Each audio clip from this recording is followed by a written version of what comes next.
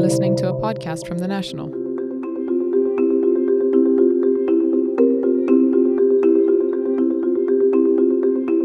The extent and density was said never to have been known in any part of the world, wrote Sami Hadawi, a prominent Palestinian activist, writer and land expert, in his memoirs of the 1915 plague over the Holy Land. The locusts appeared over Jerusalem at 2 p.m, in such density that they eclipsed the sun. The headmaster gathered the boys and told us to hold tin cans and bang them, moving around all the time to prevent the locusts from settling on our small vegetable gardens. But nothing we did prevented the locusts from coming down, devouring everything green, even the barks of trees, in a matter of minutes. They moved into every opening, and we had to shut doors and windows tightly, yet somehow they managed to get through in some places. Frightened, we gave up and retreated indoors. For days, the sky, the ground, the streets, homes and shops were full of locusts, until they'd devoured everything edible and were ready to lay their eggs in the soft soil.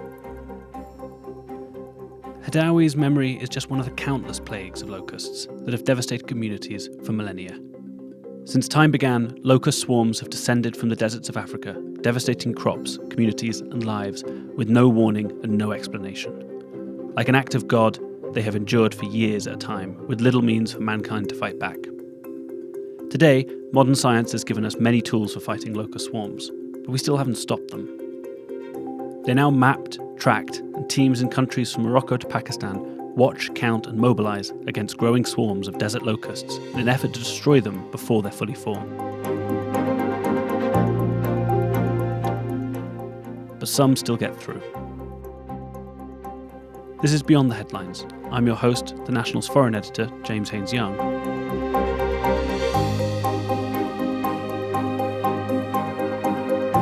We're talking about the unstoppable plagues of locusts. This year's been bad for swarms. Good rains along the Red Sea coastal plains in Eritrea and Sudan allowed 2 generations of breeding between October and February. Cyclones Mekunu and Luban in May and October of 2018 led to mass breeding in Saudi Arabia's Empty Quarter and along the Yemeni-Oman border. In June, a swarm crossed the Mediterranean and hit Sardinia. More than 2,000 hectares of farmland, an area roughly the size of 1,200 football fields, was devoured. Farmers said that within days there was little left to harvest. Teams are still on the ground in Saudi Arabia, mopping up the last of the clusters of locusts that crossed the Red Sea from Sudan earlier in the year. In May, the Jordanian Air Force was brought in to battle a swarm that had been blown up from the Gulf. In June, war-ravaged Yemen was also hit, but in a country that sees desert locusts as a delicacy, there was a glut of the usually expensive delight. On the streets of rebel-held Sana'a, traders sold locusts by the bucket load, and people took them home to roast. Today, in Pakistan's south... It's quite extraordinary how much they can eat, and I'll try to give you some kind of meaningful examples here. If we take maybe a swarm the size of Rome, which is not a very big size swarm, it can eat the same amount of food as half of all of Italy in one day. And if we take, let's say, the swarm the size of Paris, France, it can similarly eat, the same amount of food as all the French people would eat in one day. So these swarms can consume a lot of food very quickly, and that can have a very dramatic impact on national food security in these Farmers countries. are watching as clouds of locusts devour their crops. That's Keith Cressman, a senior locust forecasting officer at the UN's Food and Agriculture Organization headquarters in Rome. From its base in the Italian capital, the FAO Desert Locust Information Service coordinate national responses around the world. Since the 1950s, they've been providing early warning information, but when a swarm does descend, they also help with the aftermath, talking to donors through the UN to raise needed money for support efforts. But where do swarms come from, and why do they form? Usually, locusts are solitary desert-dwelling creatures that forage off shrubs and bushes in some of the world's harshest environments. A sandy green colour, they can be hard to find and have little impact on their surroundings. In this state, they're prey of lizards, birds and desert carnivores. But when they start to cluster, the locusts... Well, they've been around for hundreds of thousands of years, if not longer. They're an extremely old pest, one of the oldest insects that we have on the planet. Cockroaches are another one that's very old. But they are constantly surviving in parts of the desert at very low numbers. So they're always with us. But then, of course, when there are good rains in the desert and when there are optimal conditions, that's when really they increase in number and they become kind of a bit more visible to everyone. As a solitary insect, they're threatened by predators, birds and lizards and these things in the desert. So their color is camouflage. So the adults are brown, so they blend in with the sand of the desert. The wingless hoppers are green. They blend in with the natural vegetation that they're being sheltered in. But however, if they increase in number, and so they become kind of concentrations or groups, they become much more easily visible to these predators. So by changing the color into bright colors, they tend to be kind of warning these predators that, hey, look, we're not very tasty. You should avoid us, and please don't bother us. They do that by the hoppers changing from a kind of a green camouflage color to a bright yellow color with black spots. Start to change. That change is both physical and social. Scientists refer to the new state as a locust becoming gregarious. Professor Stephen Simpson has been studying locusts for 20 years, both in labs and in the field. In their Jekyll form, which is their shy, solitary grasshopper form, you would hardly know they were there because they live at very low population densities. They're typically camouflaged, so they're hard to see, and they behave in a really shy way. They avoid each other and they live their lives as solitary grasshoppers. And occasionally, however, and this is the really interesting phenomenon, they get brought together and they change and they turn from being Dr. Jekyll into Mr. Hyde, and they become these mass migrating swarming animals. And they're the things that people are familiar with, as you say, flying in huge numbers to invade farmlands and cities, or when they're juveniles, when they're immature, they hop and form these massive bands of marching hoppers. A remarkable change. And in fact, if you take the desert locust, which is perhaps the most famous of the plague-forming locust species, and if you were to take two sisters from the same pot of eggs laid in the ground by their mother, and you were to rear one in a crowd and one on her own, then you would barely recognize them as being the same animal. They look so different. They're reared on their own, they'll turn into this green solitary animal, and if they're reared in a crowd, then they become brightly coloured and they aggregate, and they look so different that originally they were classified as being different species until it was appreciated that they're actually the same animal, and packed within the same genome is the capacity to end up in one or the other form, and that's purely a function of whether or not you've been crowded, or indeed whether your parents were crowded before you were born, or at least laid into the ground as an egg. The other area that we've spent a lot of time working on is understanding how collective behavior emerges from the interactions between individual locusts. So you bring them together once they change into the gregarious form, but they suddenly, they'll be milling around in their large numbers in a crowd, but going nowhere in particular. And then suddenly, as if of a single mind, they'll start to move collectively through the habitat, marching if they're still juveniles.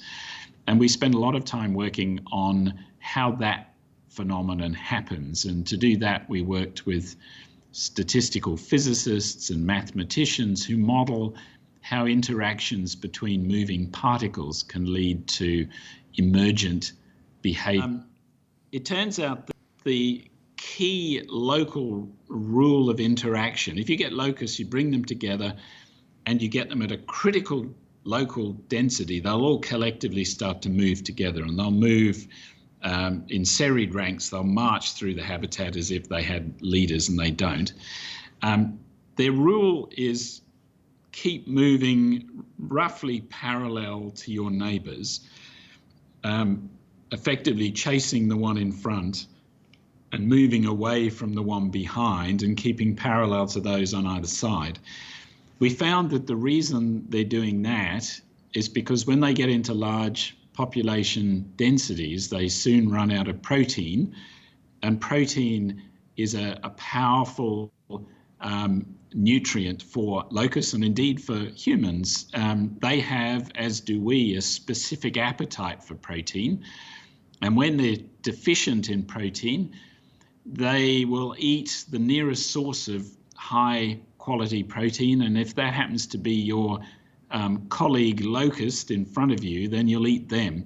So cannibalism, driven by a specific appetite for protein, drives mass migration in these collective swarms. He tells us about the biological and social changes that take place when locusts go from their solitary to their social form. They're not like a bird that's an active flyer. They're a passive flyer. They drift with the wind, so they are just being blown downwind by the wind.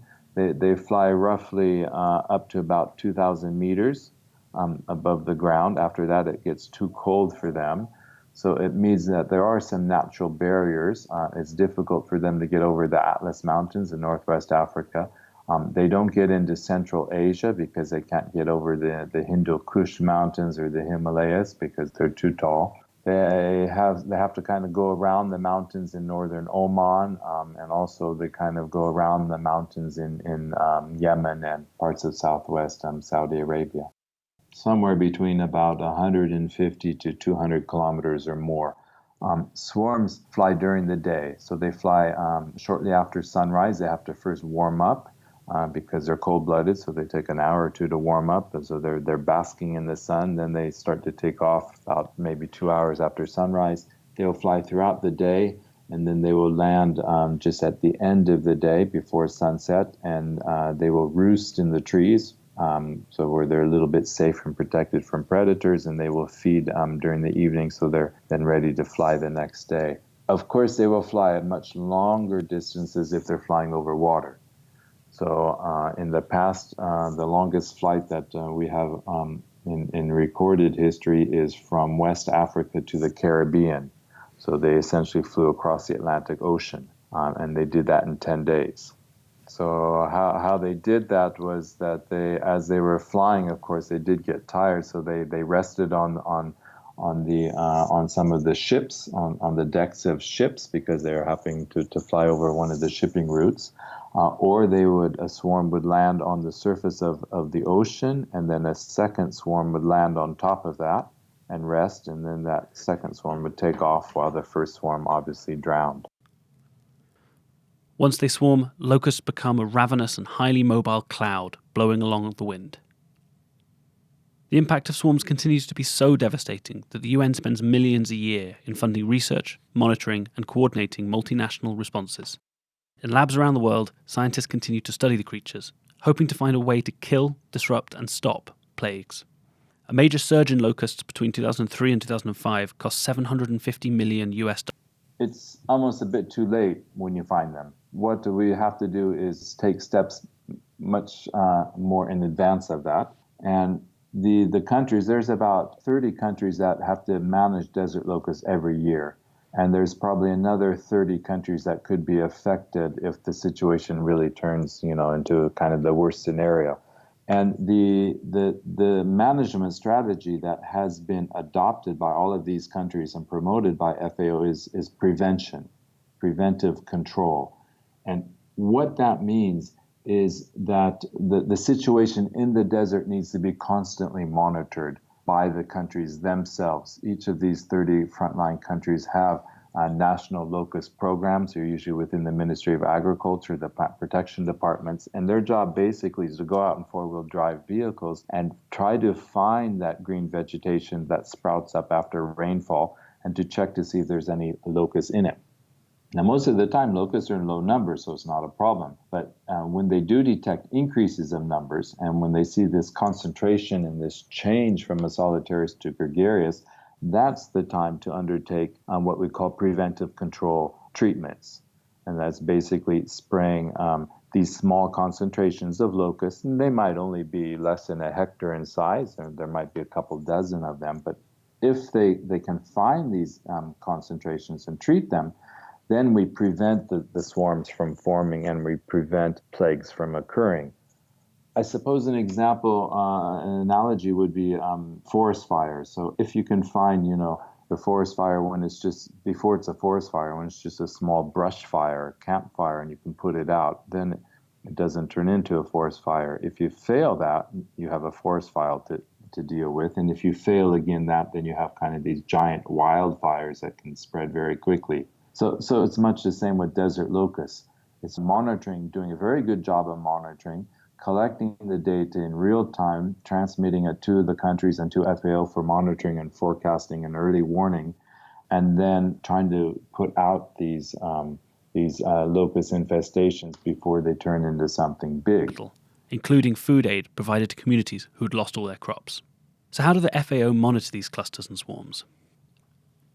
Professor Simpson pointed out, I'll give you some staggering figures. If you consider the desert locust across the entirety of North Africa and into Western Asia, what you have there is a zone which historically has had locust swarms invade it. And that area is around about 31 million square kilometres. Now, within that, about half that area, about 15 million square kilometres, is where you can find the solitary form of the locust. So they typically live in a more restricted area, but they can invade a much bigger area when they become swarm forming. But if you look within that still huge area, 15 million square kilometres, historically outbreaks have happened in the same places, scattered across sort of sub-Saharan Africa. And that, if you total up all of those historical outbreak zones where all the major plagues ever recorded have come from, that's actually a much smaller area. That's about 250,000 square kilometres. So you've gone from 31 million to 250,000 square kilometres. So then what you can do is you can keep a particular eye on those areas, initially by looking from satellite images to see where in those potential outbreak zones there has recently been a flourishing of vegetation, for example, after rain. So if you've got a really good idea of weather patterns and you've got satellite imagery that's detecting greenery on the ground, you can start to hone in on particular known outbreak areas. And then you need to get down to a finer scale. So you can still do that with some of the satellite imagery available. Because what you need then is to be looking at the scale at which locusts live when they're moving around from plant to plant in their local habitat. And then you, having honed in even further, you send out field crews who then start to survey on the ground. And it's then that you can actually start to get the evidence you need early enough to begin to start actually treating with either localized insecticidal sprays or using some of the biopesticides that are now available, such as fungal agents that are specifically targeted to killing grasshoppers and locusts. Both documenting past outbreaks and using new technologies like satellites and AI make monitoring potential breakouts easier. The FAO is now looking at drones and how they can assist local teams on the ground in finding and monitoring locust gatherings. All of this has vastly improved the ability of countries and the international community to battle locust swarms. Mr. Cressman says that in the 1980s, a swarm crossed from Chad to Sudan. It stayed 6 months and was so large that when it crossed Khartoum, it blotted out the sun for several hours as billions of bugs flew by. With prevention, plagues happen less often and for shorter periods of time. Rarely do we now see a biblical-level plague. But how can we actually stop a swarm? It's a combination of measures, but mainly it's pesticides. There's a biopesticide called green mussel that targets the locust without harming other wildlife. But it's a naturally occurring pesticide, and that makes it hard to produce, and it also acts slowly. But then there's always chemical pesticides. With ground teams... This is a type of response that has to be done. For just coming back to the example of the Jordanians, there was just a very unusual southerly wind that carried locusts from couple swarms from Saudi Arabia northwards into Jordan. Usually don't have those type of winds at that time of year, but maybe it's part of climate change, who knows. But they did arrive over 2 successive days, and the Jordanians responded extremely quickly, first by ground teams, and then they mobilized aircraft as well to knock those locust swarms and treat them. And this is the type of response that should be done with desert locusts, but it does require advanced planning and having these contingency plans in place that I mentioned earlier, and having a base level of resources that can be immediately deployed for desert locust control. Spraying swarms and planes overhead, blanketing the locust clouds. Why you need to try and target these events at the source before they become too big. So by the time you're trying to control winged swarms, then you're in real trouble. So then you're having to blanket spray huge areas. You're going to have to stockpile insecticides. They'll be left in the environment. There's all sorts of terrible environmental problems that causes. You're much better acting early.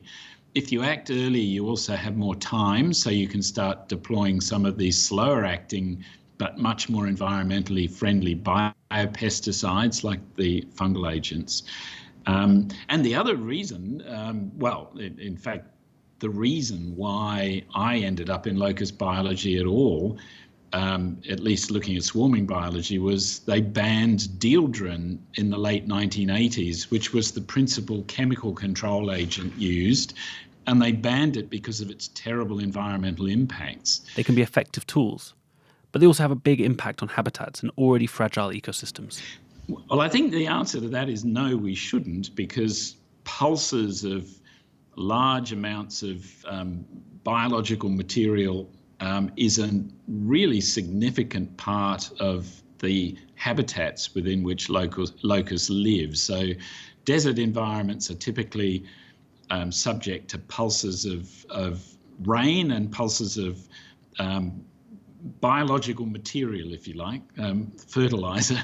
And locust swarms provide that, and they provide an abundance of food for birds and lizards and other predators whose populations long-term rely on these occasional, if somewhat unpredictable pulses of biomass coming in the form of locust swarms.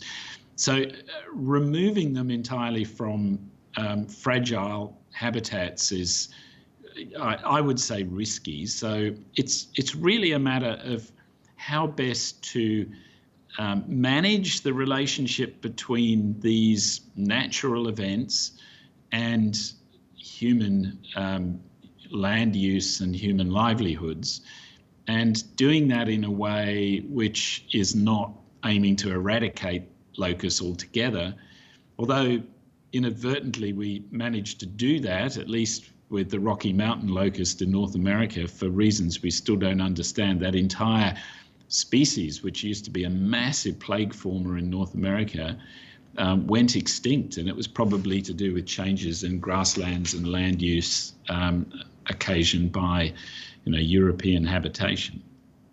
So no, we don't want to get rid of them. We just want to be able better to predict and manage them, and to try and distract them from invading areas that matter a lot to us. So what's the long-term strategy? Can we eradicate locusts? And should we, if we could? We've since gone on, and actually what I do now is I run the Charles Perkins Centre, which is dedicated to understanding obesity, diabetes and cardiovascular disease in humans. We went on to show that same protein appetite in us has driven the human obesity crisis as a result of our diluting protein in our food supply by adding in lots of processed fats and carbohydrates. We don't eat one another, but we increase our food consumption to gain limiting protein in a protein diluted food supply, and that turns out to be a principal reason for the emergence of obesity over the last 50 or 60 years, phenomenon that we call protein leverage.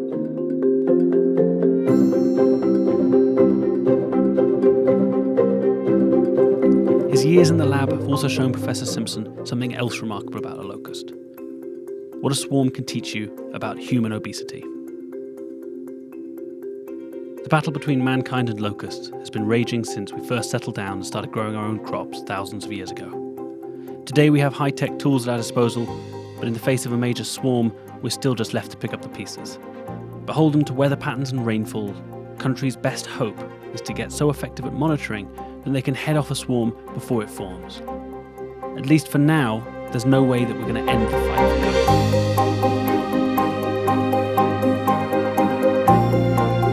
Thanks this week to Keith Cressman at the FAO Desert Locust Information Service in Rome, and Professor Stephen Simpson at the Charles Perkins Centre at Sydney University.